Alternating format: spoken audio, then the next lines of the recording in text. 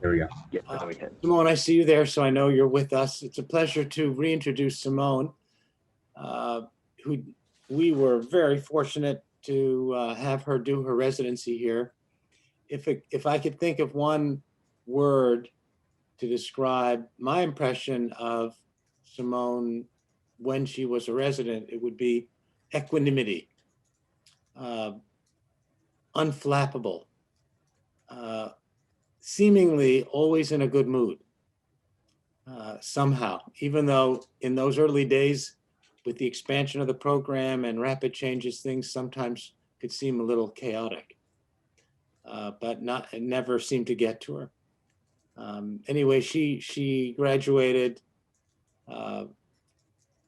very, very strongly, and then went on to work at Maimonides, where she is now, and I understand is exploring the business side of things, and is going to speak to us a little bit about her experience there. So welcome, Simone. Thank you. Thank you for that kind introduction. I'm going to try to share my screen.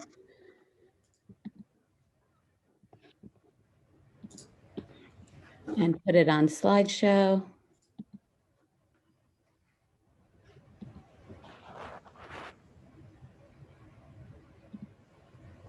Hopefully everyone can see that. That's good. Great. So I'm really,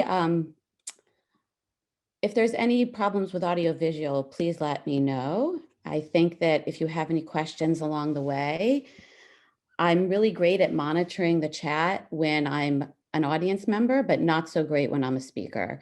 So if you want to interrupt me, if you have a burning question, feel free to. Peter, if you want to keep an eye on the chat and interrupt me if things come up that I'm not addressing, it all works. So for those of you who don't know me, now you know I finished my training at Sinai about 16 years ago, and I've been in Brooklyn at Maimonides ever since. A couple of years ago, I thought that I was really missing a piece and decided to go back to get my executive MBA at Wharton. And I'm a semester away from finishing now in May. I was speaking to Raj, who asked me to come and speak to you today about some things that I have, learned thus far and its applications to medicine and really to neurosurgery. I'm trying something new today. I know everyone's zoomed out. If everyone could go to the site that you see, either on your phone or on your laptop, you have to put the code in exactly as you see it. And I'd love you to enter a name of great leaders that you can think of, alive or dead. Please no fictional characters though. I'd love to see if this works, if people want to tell us who they think of as a great leader. And if you can't get it to work and you just want to put it in the chat, that would be great also. So hopefully this will start to work. In the meantime, I'm just going to talk to you about why I think the topic of leadership is important in neurosurgery. And whether you're an NP or PA, a junior resident, a junior attending, or the chief resident, or the chief of the service, you are viewed as a leader, as a member of the neurosurgery team. Certainly at Sinai, but really at any institution, the neurosurgeons and the neurosurgery team is looked at as hospital leaders. Not just because we generate large revenues, but because honestly, we're some of the smartest people in the hospital. And therefore, both inside the operating room and outside the operating room, we're really viewed in a way that holds a lot of responsibility for each and every one of us. And I think that we should all, think about that in our daily lives. I'm not sure if my word cloud is not working. Hopefully people are putting things in the chat. We can't see the code there. Oh, really? Yeah, we have to put in a poll everywhere code, and all right. The screen appeared blank there.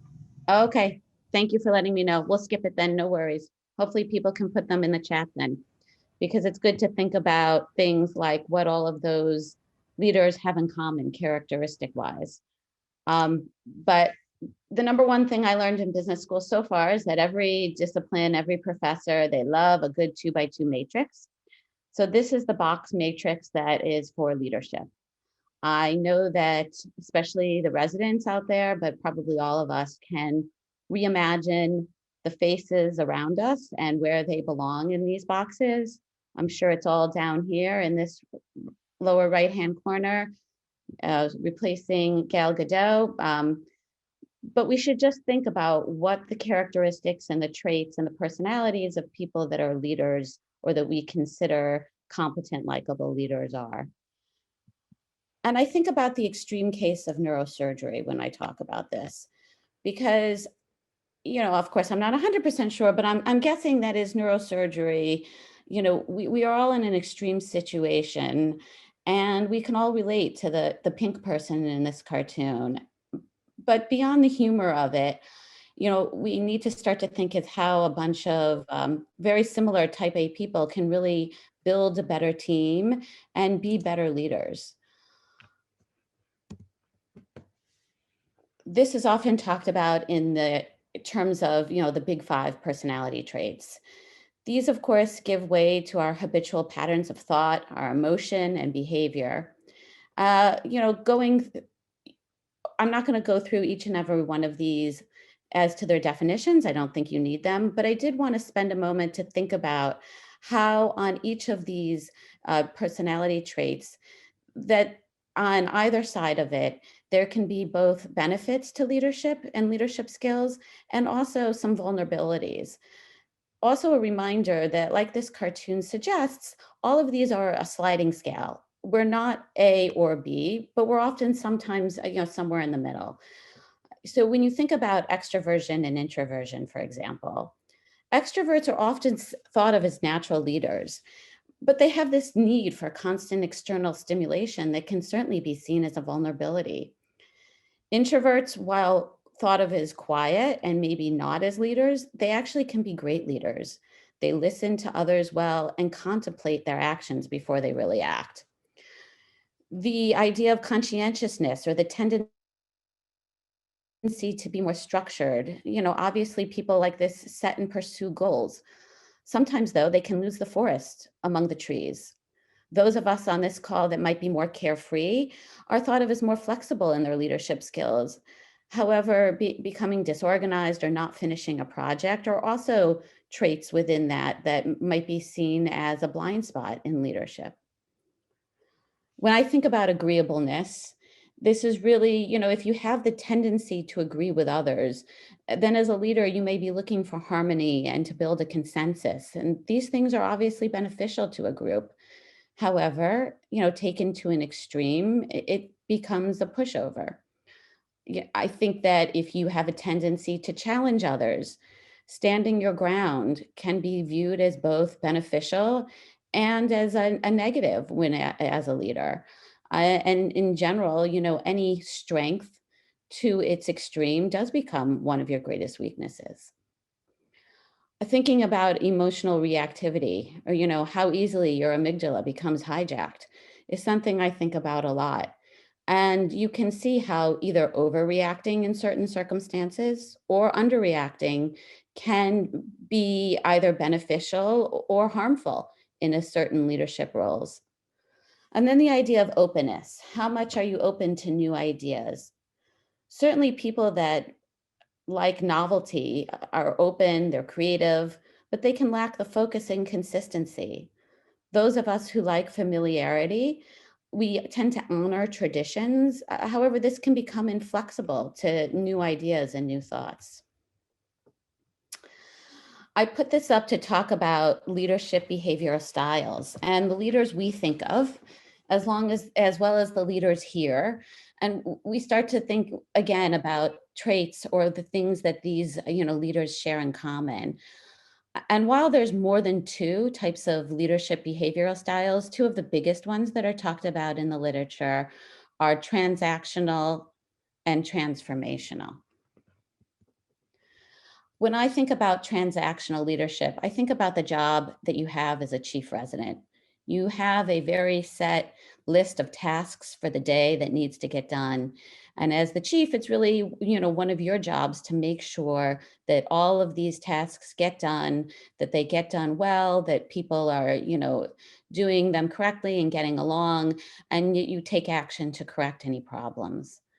This is in contrast to transformational leadership, where you need to, speak optimistically about the future. You think of you think of people like MLK that we just celebrated on Monday.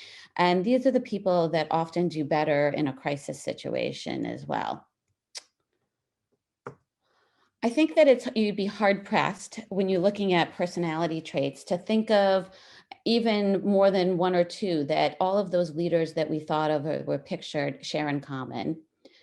And that's largely because, personality traits aren't the thing that most defines a leader necessarily, but it's actions.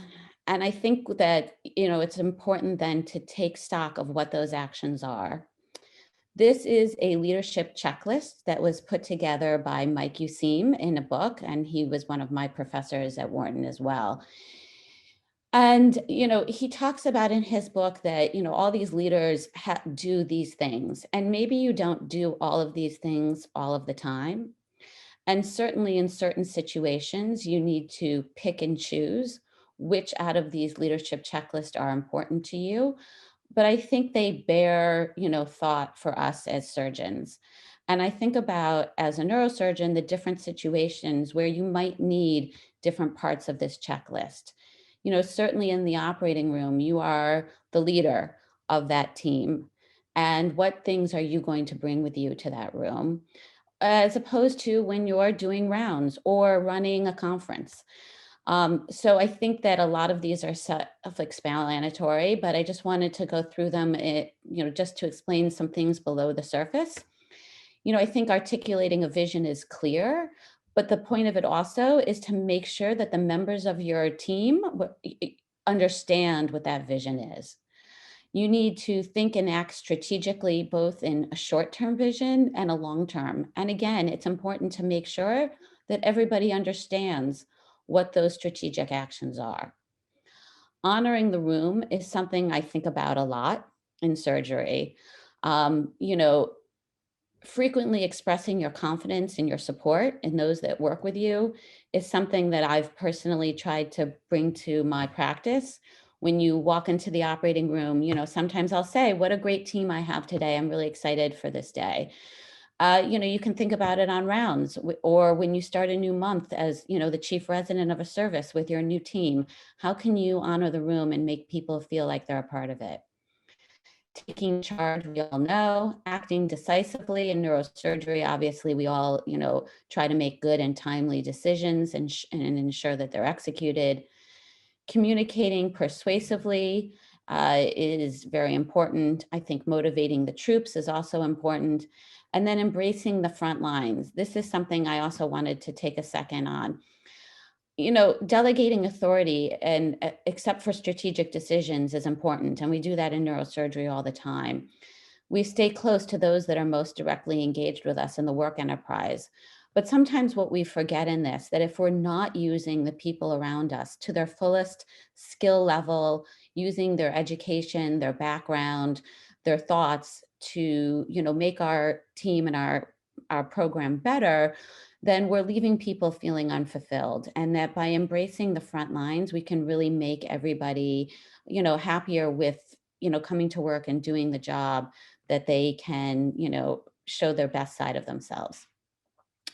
Building leadership in others is something also that I think as neurosurgeons, we sometimes don't think about. And I think it's interesting to think that, how you can bring up the junior people below you and teach them leadership skills that will help throughout the organization. I think managing relations, obviously super important as doctors. Identifying personal implications. You have to build enduring personal ties, with the people around you. And why should they care? Why do they feel like this job is important? And you have to make them understand that and come to see it. Conveying your character, super important. People want to work for someone of integrity, of honesty, and to show your character through either words, actions, gestures is obviously something, important in all situations. Dampening over optimism really refers to countering the hubris of success, and not undertaking unnecessary, risks just because of past successes.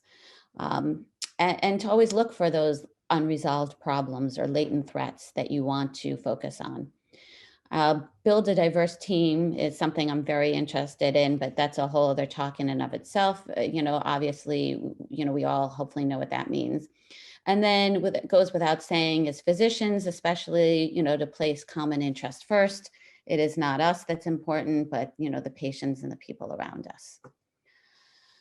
When you think, therefore, about your own, personal leadership, I think it's really important to be self-aware, to be adaptable, to think about how you would handle a crisis, and to think about the personality traits. And there's plenty of, tests online that you can take to see where you fall on these, and to understand what strengths you have that you should really lean into as you become a leader, and what are your blind spots and vulnerabilities, and what do you need to watch out for as you take on, more and more responsibility. I wanted to talk a little bit about some common pitfalls or problems that we may encounter, both as leaders and really as members of a team. But, certainly in neurosurgery, this is a very common, something that I experience probably daily, as I assume that, some of the people on this meeting do as well. What's pictured here is that this is one version of the ladder of inference. It is a very common mental pathway of increasing abstraction that often leads us to misguided beliefs and misguided actions. It's often the reason why things go off the rails. You really jump from the bottom to the top without, stopping to think about the in-between. And it often is what makes a difficult conversation more difficult. This is based on the idea that we think our beliefs are the truth. The truth to us is obvious. Our beliefs are based on real data. The data we select are the real data. And therefore, our actions are reflecting that. So I think about this in the context of neurosurgery. You get a text from the same nurse 15 times and you think, oh, he must hate me because he keeps texting me incessantly. Instead of stopping to think that maybe there was something else going on, asking about the situation. I think about, we think that, oh, this attending keeps quizzing me on this one fact. They must really not think I'm very smart, or they must think I really, don't read on my own. And instead of acting on that thought, we should always think about taking a step down the ladder and asking and looking into other reasons why these things might be happening. This is another common team problem. This is, raising the white flag. And this is really, truly exactly what it sounds like. When the people around you become disengaged and give up and don't really act as part of the team anymore, they are raising the white flag. There's obviously, several reasons why this can occur. And I'm sure we can think of some for ourselves. Really, a big one, obviously, is the presence of someone with more expertise than yourself. Someone else may have presented a really compelling argument and you think to yourself, wow, what I have to say just isn't as important. People lack their confidence in their ability. Oftentimes, if they're not 110% sure of what they think or what they say, they're not going to say anything at all.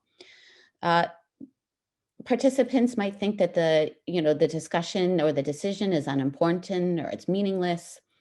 There's often pressure to conform to the team's decision. And then if your team has such a dysfunctional decision-making climate where others have a bad attitude, a lack of caring, then, that's something that's really contagious. Obviously, as a leader, we want to try to prevent raising of the white flag. There are several suggestions of how to do this, both before, during, and after any meeting, interaction, team circumstance. The first thing is to choose the right mix of people. Obviously choosing the right team is really critical. During any interaction or a circumstance, I think it's important that we set the tone for the meeting and the process of how things are working. Certainly when we think about the operating room, there's certainly an order of events. There's a tone that is set by the leader, and there's monitoring during it. You obviously want to encourage each team member to participate.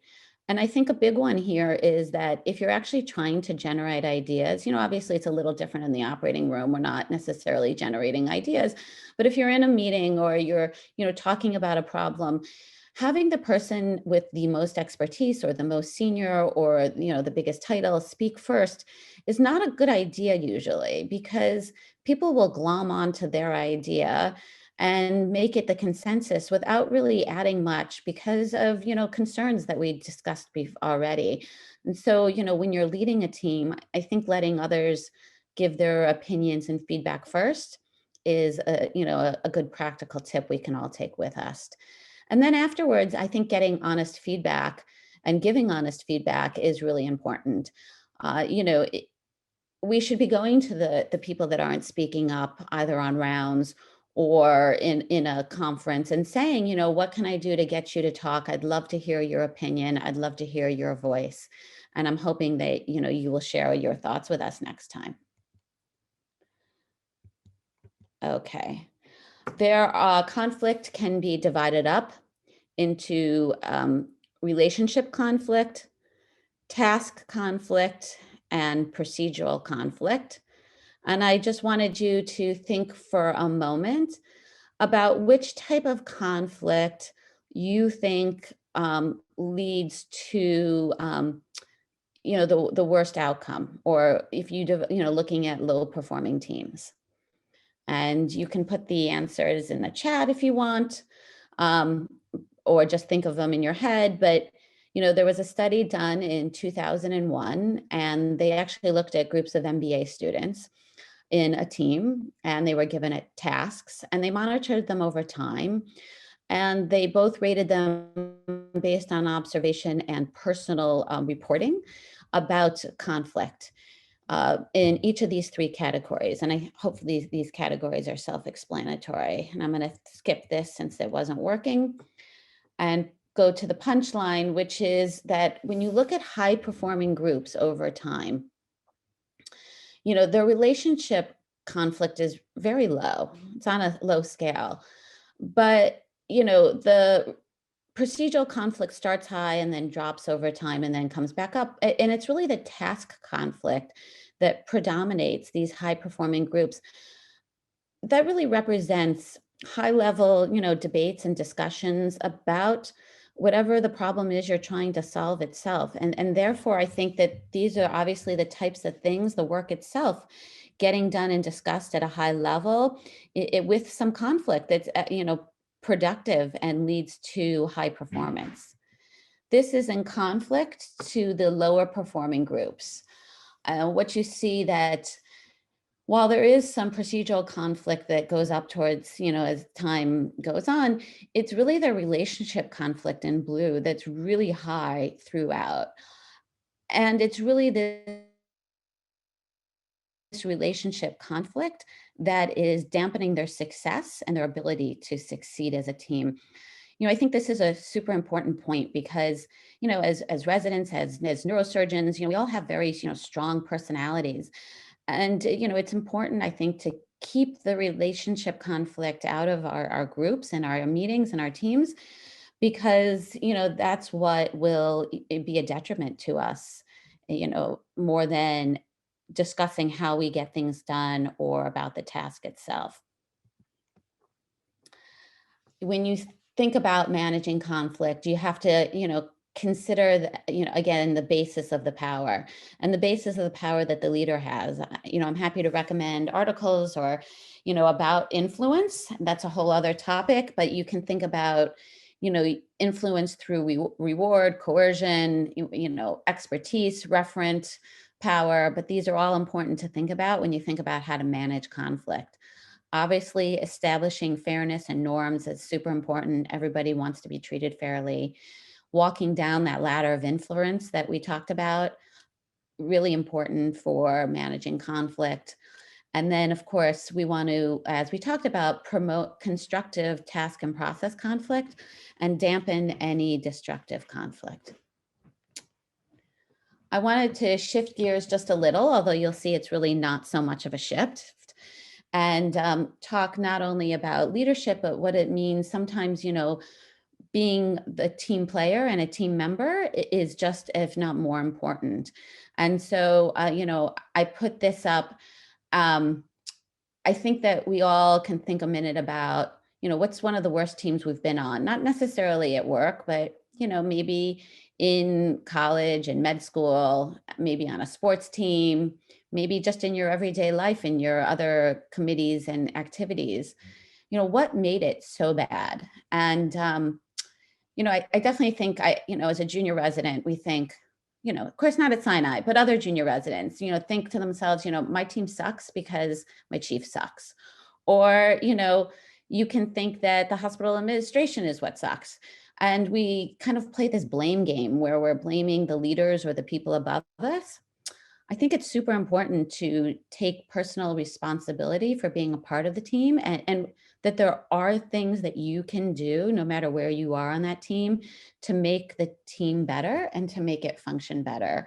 And I think it's important to understand how that can be. I am sure a lot of people here have kids. There's a lot of talk nowadays about a learning mindset and telling kids that they can learn math and science, that you're not inherently good at it. This same concept can be taken to teams. And there's certainly a mutual learning mindset. And we're going to spend just a moment talking about that from Schwartz and Rogers, and really what was a huge article for 8 behaviors for smarter teams.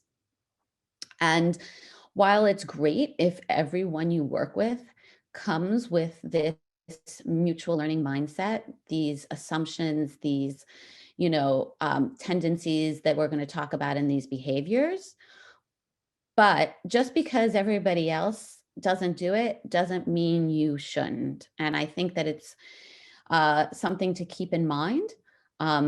It's hard for me sometimes, thinking that nobody else has read this that I work with necessarily, and this is so important.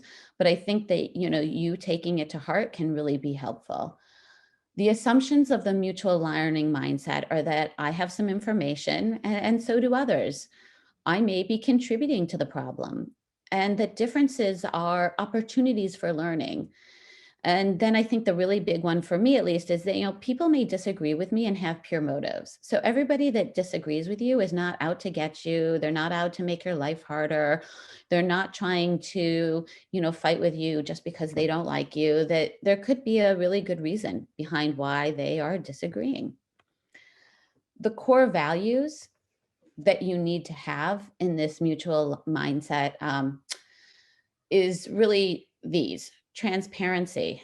So are you sharing all your relevant information?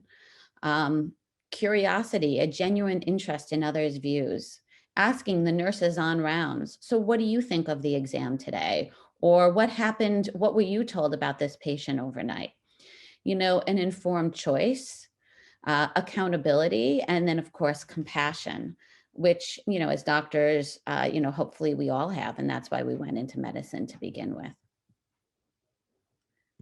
All right, so these are the behaviors. So this is really, where we take our assumptions and our core values and we translate them into actions every day. Stating views and asks genuine questions seems so obvious, but I catch myself about, 25 times a day stating my view and not taking it any further. And, I think that saying something and then asking those around you for their opinions or a genuine question is really helpful. On rounds, this exam seems worse to me than yesterday. Asking someone else, what do you think? Have you seen this patient before? Is this your opinion as well? sharing all relevant information. We talked about, obviously important, using specific examples and agreeing on what important words mean.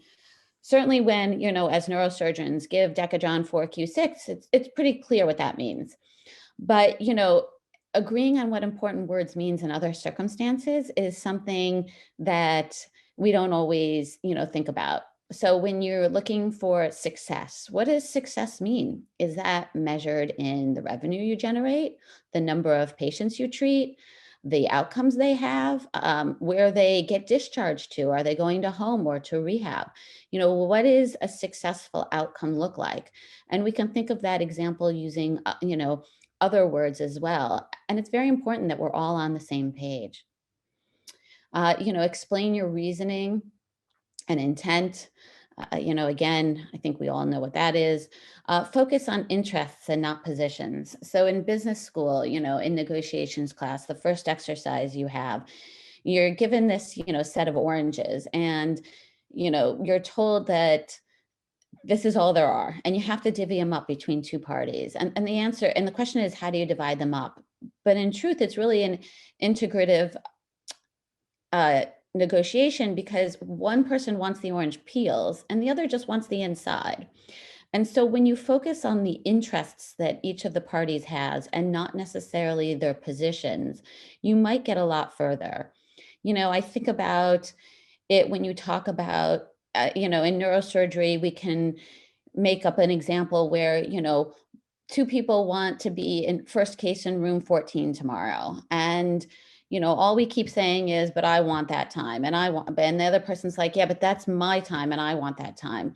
But really, if you get down to what the interests are, maybe it's that, that room for one person just has a little more space for their setup that day, whereas the other person just really likes Tony and wants Tony to scrub with them that day. Because it's a really difficult case that they have also. And so you can think then about ways you can solve that problem based on people's interests and not their positions that are beneficial to both parties. And I think that's something, we can think about when we're taking care of patients on the floor or negotiating with each other. Test assumptions and inferences. This is about, walking down the ladder, jointly designing next steps. So again, bringing people in and making them a part of the process. And lastly, discussing undiscussables, something that's really hard to do, and we all need practice with. And we should all, we could probably all work on. Looking for a moment at team dynamics. Hackman and his, book Leading Teams has been revamped and republished under many versions, but he's really thought of as the team guru in putting together this structure. And this structure is, often used in corporate settings and, used to help with team effectiveness. And I just want to say that, team effectiveness in, Hackman's world is not measured simply by the success of the outcome of, the team's assignment, whatever that might be, but also in the membership of the team having a positive feelings about their participation on the team. So it speaks to the happiness of the team members as well as their, outcome. And so his basis is that, you have this real team down here that's supported and propped up by a compelling direction and enabling structure.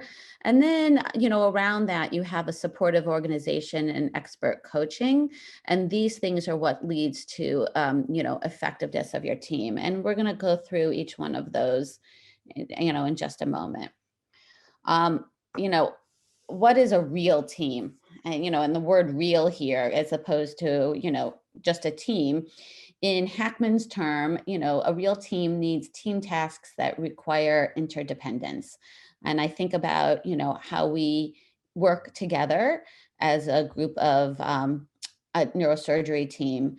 And, we need to know who is on our team, who is in it and who is out. And really, to be the best team, we're the doctors, the PAs and NPs, the nurses on the floor, the admins that work with us to make everything go smoothly. You know, you can think in the OR as the anesthesiologists, the scrub tech, the nurses, the neurophysiology team. They're all part of our team to get things done. And then stability. To a certain extent, membership needs to stay the same for a period of time for teams to, be more successful. There's also this question of, authority, and we all need to understand as the team, what kind of authority we have. And we don't need to go over this. A compelling direction. And again, in each of these instances, I'm thinking about this in context of the OR, in context of, a neuro-oncology conference, in context of, a national spine meeting, but, or in context of just having a, search committee get together and understand what, their group's goals are. But any team that we get together needs to have a compelling direction. And the three parts of this are that it needs to be challenging, right? Everybody needs to be using their best efforts to get it done. It really needs to be clear, and it needs to be consequential. Certainly in the operating room, our operations are challenging. It's really clear what we need to get done that day. And of course, the consequences are huge in neurosurgery, as we all know. An enabling structure, right? So you need to have the task design. So, you need to understand the autonomy of each person, the feedback from the work, the meaningfulness of it, but you need to have norms. What are the behavioral boundaries? What is it okay to say and do and not? What is it that's driving our performance strategy? And then, of course, the composition. Who are the talents on our team? What does each person bring? We need to think about, the structure needs to be thought of in the size and the skill mix, the technology that we bring in with us. And you need a supportive context on top of that. Hackman thinks about the supportive context in 3 different ways: in a reward system, an information system, and an education system. And these are things, these were outside our original triangle because the supportive context is not as critical as the other 2 things, but it's really obviously very important and will enhance the performance. The reward system should provide recognition and reinforcement contingent, not on individual performance necessarily, but on team performance. And it's important that everybody knows what that reward system is from the beginning. Information system, how are the data being gathered? How are they being used to plan and execute any of the work that we're doing? And then, of course, our education system. We should, make training and technical assistance available for aspects of the work which members aren't, sufficiently knowledgeable or skilled. Obviously, this is something, in neurosurgery, we bring in new technology all the time. We're training people on it. And this supportive context is part of being, a team. There's obviously benefits to it. It will collectively motivate people. It orients your strategy and of your performance, and then obviously enhances the knowledge and the skill of the team. Really important to make people, continuously learn and use that new knowledge.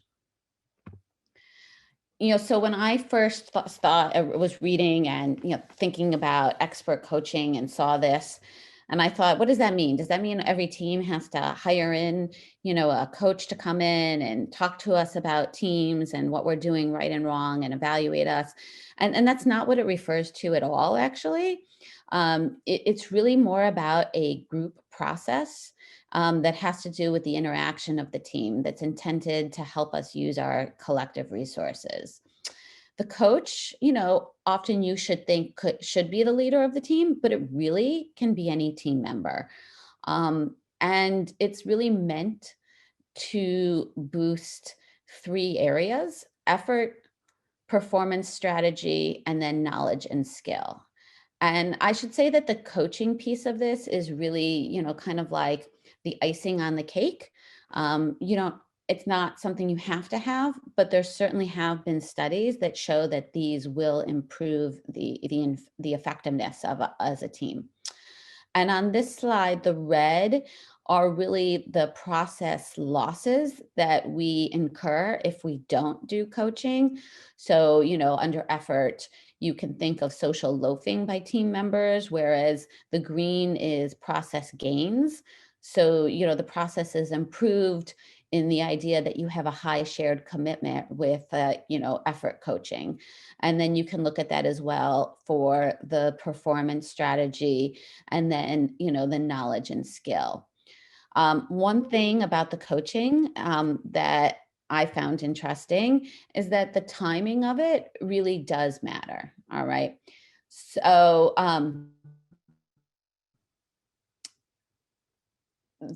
when you talk about coaching for effort, while effort is the one that can be done throughout the process and will show a benefit, it has the most benefit if done at the beginning.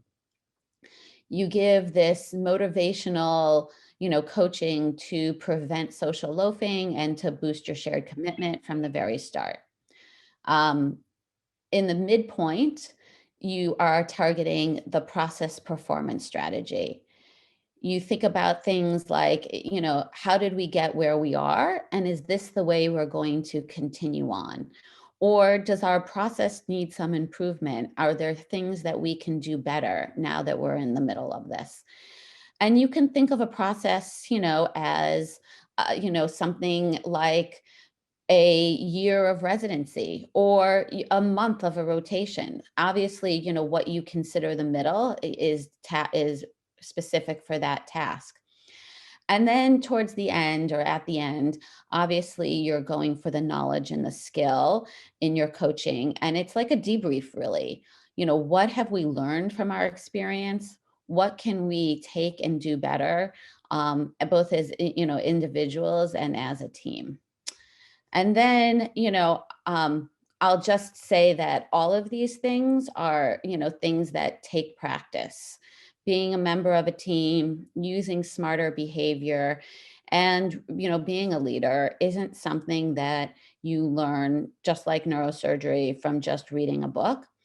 It's things that you need to go out and practice every day. And so what we were encouraged to do as students, and what I continue to try to do, is, for instance, taking the smarter behaviors of Schwartz and thinking about one or two of them and incorporating them into my day consciously every day, and to stop just making a statement, but to make a statement and then ask a genuine question, or to think about walking down that ladder of inference. And it's only if you bring it to the front of your mind that you will actually act on it. And then I think that once you start to do one or two of these things and it becomes part of your daily routine, then you go on and you move to another skill that you want to improve on. But these are things that, honestly, I wished I had started to think about much earlier in my career and in, my tenure as a physician, because it's a work in progress that takes years, obviously. And this is the last thing I learned at school so far, is that every talk ends with a recommended reading list. So this is mine. Obviously, leadership in teams, there's hundreds of books about this. This is my very short list. And the reasons why I've put these books on the list are, number one, I've actually read them. Number two, these are all really fast reads. I would say that you could read most of these in under 2 hours. So it's something you could really easily pick up and read in an evening or an afternoon in bad weather on your couch. And number three, these books really have very simple, actionable items that you can really incorporate into your daily life, no matter where you are in your training or in your career. And if anyone has any questions, I'll be happy to answer them. Let me see if I can stop sharing my screen. Well, I would like to comment. That was one of the best presentations we've had in a very long time. And it was not surprising coming from Simone, just with the quality of work I got used to 16 years ago. That number is a shockingly large number. But that is really an amazing presentation, so well thought out, and really can't thank you enough. I'd like to open it up to the group. But first with Raj. Raj, do you want to comment on where this presentation fits into your ideas on how we're going forward? So first of all, Simone, thank you for an amazing talk. It's really great seeing you. Simone, for those of you in the audience, was one of my junior residents, actually. And I have very fond memories of exactly the type of leadership environment she was describing. I have a few things to say. Number one is, one of the things that we've really wanted to start to talk and focus on is the remarkable accomplishments of our alumni, and even more specifically, our women alumni faculty who've been with us. And, it's really a pleasure to have Simone lead this panel, and she'll be the first of our invited speakers over the next few months. So thank you again, Simone, for your time. I have a question for you, which is that, we're fortunate in society because we are already in a role of some degree of privilege. We're leaders on every level, from junior resident, all the way up to chair. But it's a position which requires all of us to constantly earn. It's a privilege, but we have to earn it, and we earn it through our actions, just like you said. What was the decision for you to switch and go into business school? Was it a decision for leadership? Was it a challenge for your life? I'm curious, for our residents, even because you're an alumni for our program, what sort of life type lessons or things have you learned that changed this trajectory for you? Thank you, Raj. I love school and I love an education and I really love learning, but I felt like there was definitely for me a knowledge gap for the business side of medicine. And when I looked hard at medicine and at healthcare, it was, and this was, pre-COVID, obviously, but it was my feeling that I needed to become the leader that I wanted to be, that I needed more of an education. And I needed to not only learn some of these skills that I spoke about today, but, I needed to understand finance and I needed to understand marketing. And I wanted to fill that knowledge gap. And then the other half of it is that I really think healthcare is ripe for innovation. If we're going to solve the problems, like you said, Raj, of going forward, it's us as the privileged individuals that need to start to think about how we can do things differently and how we can make healthcare better for everyone. And in order to kind of spark ideas for innovation, learn how that worked, and really to meet some new amazing people that looked at things through a different lens than I did, I wanted to go back to business school. Yeah, I think it's remarkable because it seems to be a growing interest, and it's the nature of how our professions are. So that's great. I'll open it up. I don't want to hog all the questions. Hi, Simone. This is Kostas Hadjipanais. Really enjoyed your talk. I think you resonated with a lot of points with the group. One of the things I wanted to pick your brains a little bit more on, I didn't hear you discuss as much, is emotional intelligence and kind of how you see that in the way you look at things and how you interact with people and how you feel that impacts leadership and influence. Obviously, emotional intelligence is something that, as you mentioned, that is very important. It is something that is, in my opinion, mutable, that you can change over time. I think that emotional intelligence it's something that we all have to, we all think about it, right? But in the moment, I think that your emotional reactivity, which is, part of your personality traits, it can be really hard to modulate. I think leaders do need to have a, huge level of emotional intelligence to read the room, to read the people that you're talking to, and to read the members of your team and what they need. It helps us in how we, engage other team members and what we decide, how we yield our influence as leaders. I have thought a lot about it because I think that there are certain topics for all of us that will set off, our emotional reactivity to a high level. And, I think understanding what those are for you personally is important. Really simple tricks that people try to, I think doctors and probably surgeons tend to, I don't know if they lack emotional intelligence or just have higher emotional reactivity than other people, but there's certainly triggers, for everybody that are different. Obviously, just before you answering anyone, counting to 3. Again, it's really hard to Yeah. remember to do that in the moment. Yeah.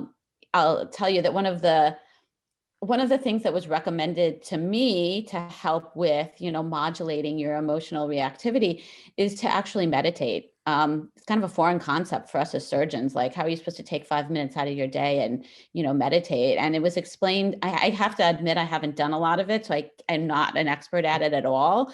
But, I was told that there are doctors that have done it, that have been helped tremendously by it. So it might be worth doing, but that like anything else, it takes practice. It's not something you're good at, and it's hard work. It's not, 5 minutes to just space out.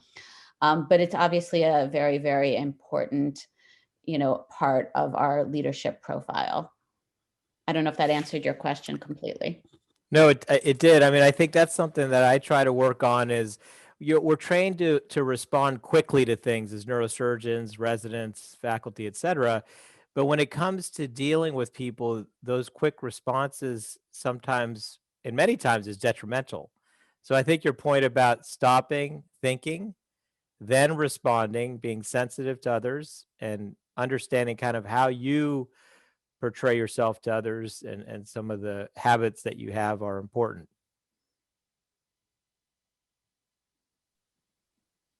Hi, Dr. Betchen. This is Alex. I'm one of the PGY2s. Thank you so much for the talk. It was a really great perspective that we don't often get to hear. Obviously, I assume you have a pretty biased view, but I wanted to talk about what your thoughts are in terms of incorporating a business curriculum in residency. Thank you, Alex. So, I think. Oh, sorry, I cut out there. Yeah, go ahead. Did you want to finish, or was that it? No, I was just going to ask about incorporating a business curriculum in the residency curriculum, and if you think it's appropriate. What do you think the best way to organize that is now, having gone through the executive MBA? So I think that Harvard actually does do this, and MGH, I do believe, at least their surgical program does have a business curriculum, and I think they've been pretty open about sharing it with others. I think that these are topics that should be discussed, and whether it's in medical school or residency or both is, something that I'm sure we can talk about. I do think it should be part of residency. Obviously, leadership and team skills are something that I, talked about today that I think is important. There's also, negotiations. We all have to negotiate for our first contract and our second contract and our third contract. And, I think that many of us will find ourselves, unprepared for doing that. I think, as neurosurgeons, a lot of times you're brought, people are asking you as friends and family or to be angel investors. And even learning simply, what do you look at when you're asked to invest money in a friend's company? How do you evaluate that company? How do you know if that has a chance or not? And what do you think your returns should be on your money? These are obviously important topics.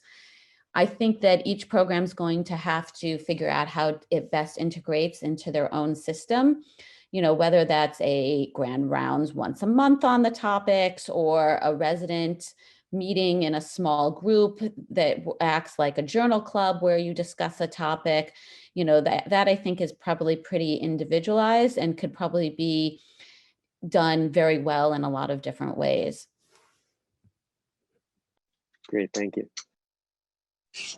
Thank you so much for a fantastic talk. And you touched upon a lot of important themes in leadership and value-driven leadership. So how do you recommend navigating, sometimes there's going to be conflict management that's needed. And when there's a misalignment of certain values, how do you navigate that as a surgeon, as a physician leader for your organization? That's really hard, right? Because when you're in, and I think it depends on the circumstance, quite frankly, obviously when you're in the operating room, while you may value other people's opinions and want to hear them, as the surgeon, in the end, you need to make the choice because, it's your patient on the table. And so sometimes there is not room for immediate agreement. And, but maybe that's a circumstance where you can come back later and speak to the team and say, this was a situation where I felt I needed to do this. And I meant all of you no disrespect, and I value your opinion, but under the circumstances, this is what happened. Or maybe that's how you start the day. Today I have this really difficult case and this is how we're going to do it. So everybody understands. And I think that, when you have relationship conflict, when you're the leader of that team, it's doing these things is something that takes practice. And I don't think there's some prescription that you can write out on a pad, like this is how you deal with it.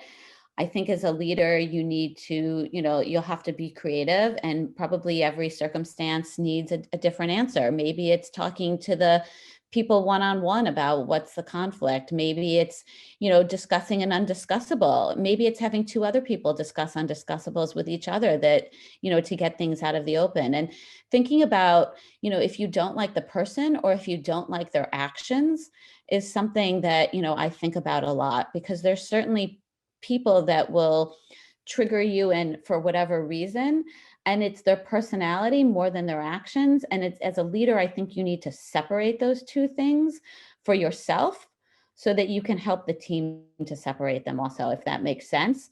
But I don't know that there's, one best way to do that, because as leaders, we all bring, different personality traits. So we all have different strengths and different weaknesses as leaders that we need to lean into. And so what may work for one person, may not work for another. And just to kind of circle that all, I think that, there's another book that I didn't put on here because I haven't finished reading it yet, but it's, Total Leadership by Stu Friedman.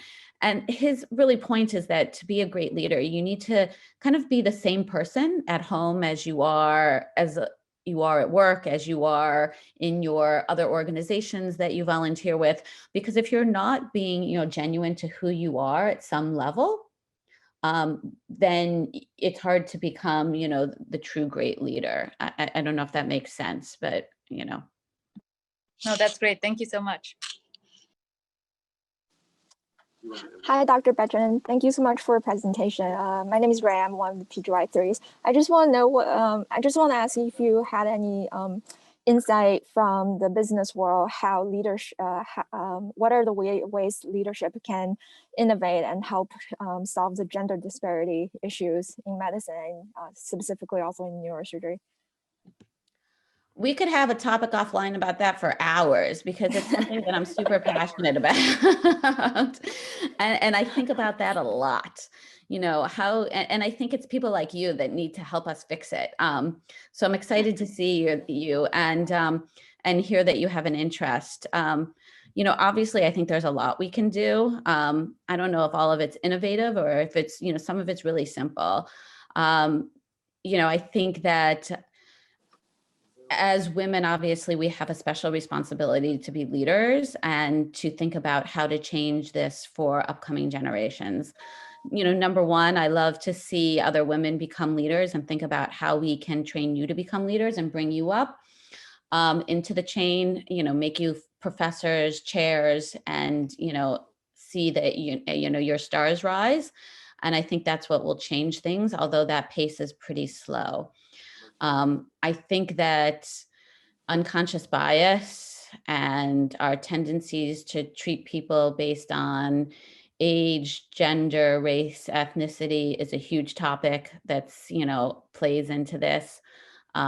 I think that there's, this is something that there's lots of small steps we can take. Some of these are being worked on. Certain organizations have more of a, do this more than others. But I think that, for you personally, just in your everyday life, when you see something, say something. And I think that's something we can all do. So if we are in a meeting and something a woman says is not recognized, but it's a great point that somebody else brings it up, she just said that, that was a great point. Why don't we think about that some more? So I think that, if someone says something disparaging, it used to be really hard for me to speak up and say, well, that's not really, appropriate. But now I would never let an inappropriate comment slip from, someone in conversation with me. So I think those are really small tips. We can talk more if you want, but important topic. Small tip, but a very Thank big step. It's not so easy to call someone out right at the moment particularly if you feel that there's some sort of power differential and you're on the receiving end of that. So that takes a lot of courage to do that. We're reaching the end of our hour. This was really, it's just fantastic. And you've given me an idea that maybe you'll participate, that we should continue the series, business and neurosurgery, as part of our regular cycling grand rounds. And if you would like to participate in any way, shape, or form, Simone, we'd be very happy to have you do this. But I can imagine a curriculum that would occur over the 7 years of training, that we would cycle all the way through some of the topics that you've learned about and have conveyed today. So I thank you so much. I think we're going to have to wrap it up at 9 o'clock. Will we be able to get access to this, Chris? Yes, definitely. We will post this on the Neurosurgery YouTube channel. Yeah. And Simone, is there a contact for you in case residents and others would like to follow up with you? Sure. If I put my email in the chat, does that work? That would be great. I'll make sure to, I'll make sure to circulate it, Simone, amongst our residents. I want to also echo the thanks very much. We'd love to use you and as a resource for all of us and our residents specifically. So if it's okay with you, we'll call on you. We have such a diverse and rich alumni group, and it's really great to have all of you and many other people come back. So thanks again. Thank you. Thanks, everyone.